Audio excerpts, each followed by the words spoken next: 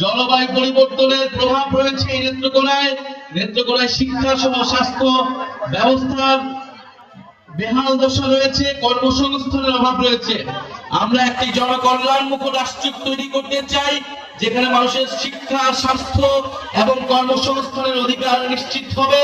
নেত্রকোনা মানুষের যে বন্যা দুর্যোগের বেহাল দশা রয়েছে, সেখান থেকে একটা টেকসই সুব্যবস্থা জাতীয় নাগরিক পার্টি করার জন্য, নেত্রকোনাবাসীর সেই টেকসই ব্যবস্থা করার জন্য কথা বলবে।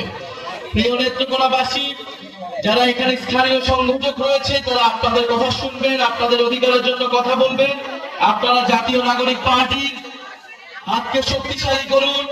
জাতীয় নাগরিক পার্টির যে লক্ষ্য উদ্দেশ্য নিয়ে নেমেছেন, তাদের নেত্রকোনাবাসী সহ বাংলাদেশের সাধারণ মানুষ উপকৃত হবে। আপনারা জাতীয় নাগরিক পার্টির সাথে থাকুন। ইনশাআল্লাহ জাতীয় নাগরিক পার্টি আপনাদেরকে একটি নতুন বাংলাদেশ এবং নতুন সংবিধান উপহার দেবে।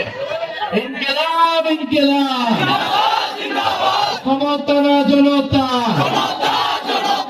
আপোষ না সংগ্রাম, দালালি না রাজপথ। ইনশাআল্লাহ আমরা আবার নেত্রকোনা আসবো এবং 3রা আগস্ট জুলাই ঘোষণাপত্র এবং জুলাই সনদের দাবিতে আমরা জড়ো হচ্ছি শহীদ মিনারে। আপনাদেরকে আমন্ত্রণ জানাচ্ছি। আসসালামু আলাইকুম।